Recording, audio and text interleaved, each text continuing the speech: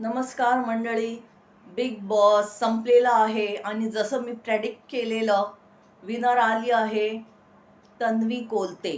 मी दोघांमध्ये प्रेडिक्ट केलेलं, तर माझं जे प्रेडिक्शन होतं ते पण खरं निघालं.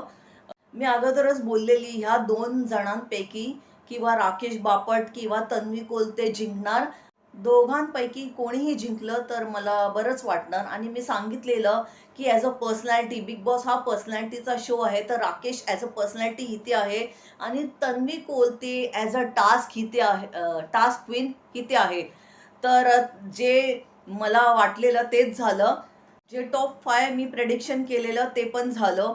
फक्त अनुश्रीचं नाव वगळून मी म्हटलेलं की दीपाली असणार टॉप 5 मध्ये, त्याच्यानंतर विशाल असणार आणि बरोबर सिक्वेन्समध्ये मी सांगितलेलं. फक्त एक सिक्वेन्स माझा चुकला, कारण मी अनुश्रीला काउंटच नाही केलेलं. मी म्हटलेलं अगोदर की चौथ्या नंबरवर दीपाली असणार, तिसऱ्या नंबरवर विशाल असणार आणि टॉप 2 मध्ये मी अगोदरच सांगितलेलं तन्वी कोलते आणि राकेश बापटमध्ये टाय होणार. तर तेच झालं. ते दोघे फायनलिस्ट झाले. आणि आता ते कुठे गेले जे सगळे बोलत होते विशाल विनर बनला, तन्वी 12 तासा अगोदर हे लोक बोलत होते की विनर झाले आहे, अनुश्री विनर झाली आहे, तन्वी विनर झाली आहे, राकेश विनर झालाय. म्हणजे काही पण हे लोक बोलत असतात. जे यूट्यूबर्स आहे, जे न्यूज चॅनलवाले आहेत, ते म्हणजे प्रेक्षकांची दिशाभूल करतात, मुद्दामून सांगतात आणि नवीन नवीन ॲडिट बनवून सांगत असतात की हा जिंकलेला, तो जिंकलेला आहे. पण मी आतापर्यंत जेवढे व्हिडिओ बनवले ते मी आधीच प्रामाणिकपणे सांगितलं, आतापर्यंत कोणी जिंकलेला नाहीये. आता मला वाटतं मी कालचं बघायला पण मला एवढा वेळ नव्हता, म्हणून मी फिनाले बघू शकलीच नाही, कारण मी माझ्या कामात बिझी होते. तर फिनाले तर मी पाहिलंच नाही. त्याच्यानंतर जे युट्यूबर्स आणि न्यूजमध्ये येऊ लागलं की तन्वी कोलते विनर झालेली आहे, तेव्हा मला माहीत पडलं. फक्त मी एक व्हिडिओ टाकला तिच्यासाठी, अभिनंदन तिला. आणि लोक खूप लोक भडकले आहेत की हे फिक्स असतं, ते फिक्स असतं. आता आतली गोष्ट त्यांनाच माहिती आहे की काय फिक्स आहे काय नाही आहे. पण माझं प्रेडिक्शन नेहमी खरं असतं, ते तर तुम्हाला मान्य करावं लागेल. आणि मी पर्सनली तर मी राकेश बापटला सपोर्ट करत होती, पण मला माहित होतं या दोघांपैकी कोणीतरी जिंकणार आहे, टाय आहे. आणि मला मनात असं वाटत होता की तन्वी कोलते जिंकणार किंवा हा जिंकू शकतो. यावेळीच मला कन्फ्युजन होता, बाकी वेळी मला कधीच कन्फ्युजन नव्हतं. मी एवढे सीझन्स बघितले आहे, 20 वर्षापासून मी बिग बॉस बघत आहे. आणि जेव्हा जेव्हा मी प्रेडिक्शन केलं तेव्हा तेव्हा ते खरं निघालं. श्वेता तिवारी प्रेडिक्शन आणि जुही परमारचं किंवा उर्वशी ढोलकियाचं, सिद्धार्थ शुक्ला. आणि मराठी बिग बॉस मी फक्त पहिलाच सीझन पूर्ण बघितलेला, तर मी तर आधीच सांगितलेलं की मेघा धाडे विनर होणार. ते पण माझं प्रेडिक्शन एकदम राईट निघालं. आणि गेल्या वर्षी कोण होता बिग बॉस हिंदीमध्ये, गौरव खन्ना, त्याचं पण मी प्रेडिक्शन केलेलं, तुम्ही जाऊन बघू शकता. त्याचं मी प्रेडिक्शन केलेलं की तोच जिंकणार आणि तो जिंकला पण. त्यावेळी मी आधीच सांगून ठेवलेलं की मला कन्फ्युजन आहे या दोघांमध्ये. आणि आयुष्यात पहिल्यांदा मला हा कन्फ्युजन झाला की या दोघांपैकी कोणी जिंकणार. आणि बघा माझे सिक्वेन्स पण बरोबर होते. अनुश्रीला सोडून 5व्या नंबरवर कोण होती, दीपाली सय्यद. त्याच्यानंतर अनुश्री होती, त्याच्यानंतर विशालच्या नंतर हे दोघं टॉप 2 मध्ये होते. मी आधीच सांगून ठेवलेलं. जे लोक सांगत होते की राकेश बापट 4थ्या नंबरवर आहे, त्याच्यानंतर अनुश्री नंबर 1 आहे, सेकंडवर तन्वी कोलते आहे, कधी बोलतात ते विशाल विनर झाला, ती सगळी खोटी बातमी होती.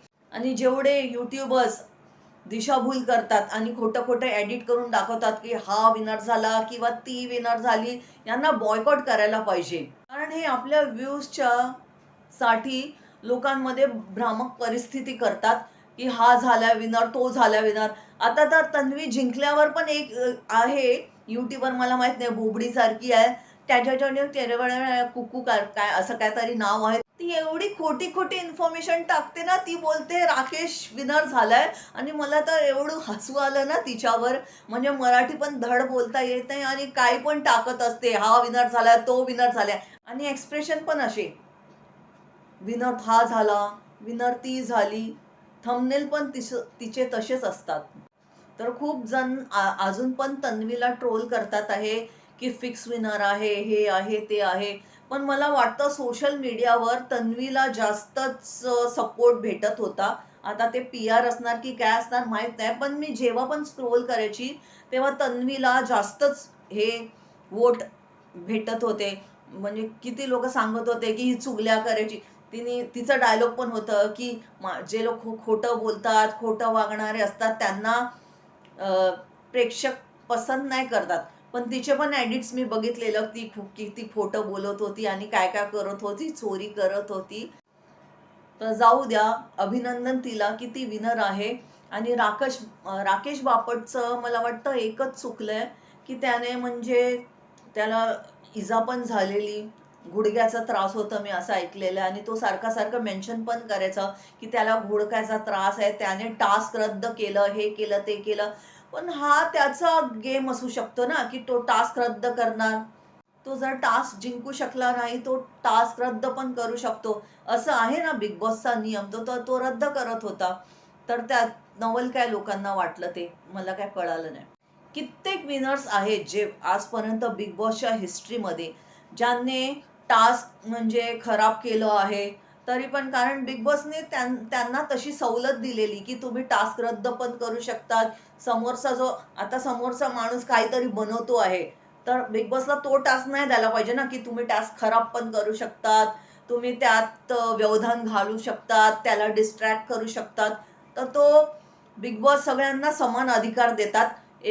एके जागी टास्क करायला सांगतात, दुसऱ्या जागी टास्क रद्द करायची पण संधी देतात. आणि कदाचित जर राकेशचा गुडघ्याचा त्रास नसता आणि बाकी माणूस एकदम शांत आहे, त्याला कितीही कोणी उलटसुलट बोललं तरी पण प्रेमानेच बोलायचा. फक्त मी एकदाच ते राखी बद्दल जे त्याचा राग होता ते बाहेर आला आणि तो कडक शब्दात बोललाय. नाहीतर विशाल तर त्याला किती ट्रिगर करायचा नेहमी. मी तर कधी पण बघायची विशाल 2-3 वेळा तुझी फाटते का माझ्याशी, फाटते का माझ्याशी, तरी पण ते प्रेमानेच बोलायचं आणि म्हणजे शांतपणे बोलायचं. भांडण कोणाशी करायचंच नाही तो. आणि जर कोणाची भांडण पण होत असली तरी पण तो कोणाची साईड नाही घ्यायचा आणि बरोबर जे शांत करण्यासाठी जे बोलायचं आहे तेच बोलायचं.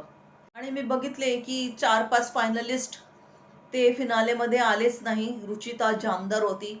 ती तर तिच्या मनाने आली नसणार कारण बाहेर पण तिने येऊन बिग बॉसच्या विरुद्ध खूप काही गोष्टी बोलल्या आहेत. त्याच्यानंतर प्राजक्ता शुक्रे नाही आली. तिचं कुठेतरी प्रायर कमिटमेंट होतं शो वगैरेचं, ती नाही आली. परत तिसरा कोण होता आणि एक दिव्या शिंदे करून होती, ती नाही आली. तिचं पण आपलं काय वेगळं रिझन असू शकतं आणि बिग बॉसने तर स्वतः बाहेर काढलेलं, तर तिचं तर म्हणजे इन्सल्ट झालं असेल म्हणून ती नाही आली आहे. आणि तिला काढलं गेलं तर थोडं खराब वाटलं असेल म्हणून नाही आली असेल. कोण स्पर्धक होता मला तर नावच माहित नाही, पण एवढं माहित आहे की 3-4 जण आले नव्हते. कालचं फिनाले मी अजिबात नाही बघितलंय कारण मी फक्त जेव्हा अभिषेक बच्चन आला स्टेजवर तो थोडा भाग बघितला आणि जिनेलिया देशमुख जे आली तेच बघितलं आणि तो डॅन्यूबचा जो owner proprietor what ever 5 crore में घर त्याला बघितलं, बस एवढंच बघितलं. बाकी काल माझा दिवस खूप बिझी होता कारण काल अक्षय तृतीयेचा दिवस होता. तर मी पूजा वगैरे करून काल मस्त राजमा चावल केलेले आणि खूप टेस्टी झालेले. तसं तर मी जेवण वगैरे चांगलंच बनवते आणि शॉर्ट्स पण खूप टाकलेले जेवणाचे, तुम्ही जाऊन बघू शकतात. म्हणजे मी स्पेशल बनवते. जे सगळे बनवतात तेच नाही बनवते, मी काही स्पेशल बनवते. जर तुम्ही माझ्या शॉर्ट्समध्ये पण जाऊन बघितलं ना तर चांगले चांगले पदार्थ आहे, नवीन नवीन तुम्ही बघू शकता. जे बिग बॉसचे व्हिडिओ मी बनवले ते तर तुम्ही आवर्जून जाऊन बघा. खूप चांगले व्हिडिओज आहे आणि शॉर्ट्समध्ये पण तुम्ही गेलं तर खूप एंटरटेनमेंट आणि फन आहे. तुम्हाला म्हणजे तुमच्या चेहऱ्यावर एक स्माईल येणार, एवढं मी नक्की सांगू शकते. आणि जर तुम्ही माझ्या चॅनलला लाईक नाही केलं, शेअर नाही केलं, सबस्क्राईब नाही केलं तर करून टाका. कारण मी खूप चांगले चांगले व्हिडिओ बनवते, एंटरटेनिंग व्हिडिओज असतात आणि कॉमेडी व्हिडिओ पण असतात. मग तुम्हाला बरंच वाटेल. तर सबस्क्राईब बटन दाबा, त्याच्यानंतर जे बेल आयकन असतं, जी घंटी असते त्याला दाबा. म्हणजे तुम्हाला वेळोवेळी नोटिफिकेशन मिळत असणार.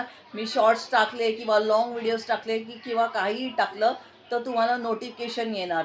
तर तुम्हाला माझा व्हिडिओ कसा वाटतो ते जरा सांगत जावा, मला पण थोडं बरं वाटेल. मी एवढे छान छान व्हिडिओ बनवलेले आहे ते पण बघत जावा. मी ट्रॅव्हलिंगचे व्लॉग्स पण केले आहे, ते पण बघून जरा मला प्रतिसाद द्या. तोपर्यंत tata, bye bye, see you, सायोनारा, लव्ह यू ऑल.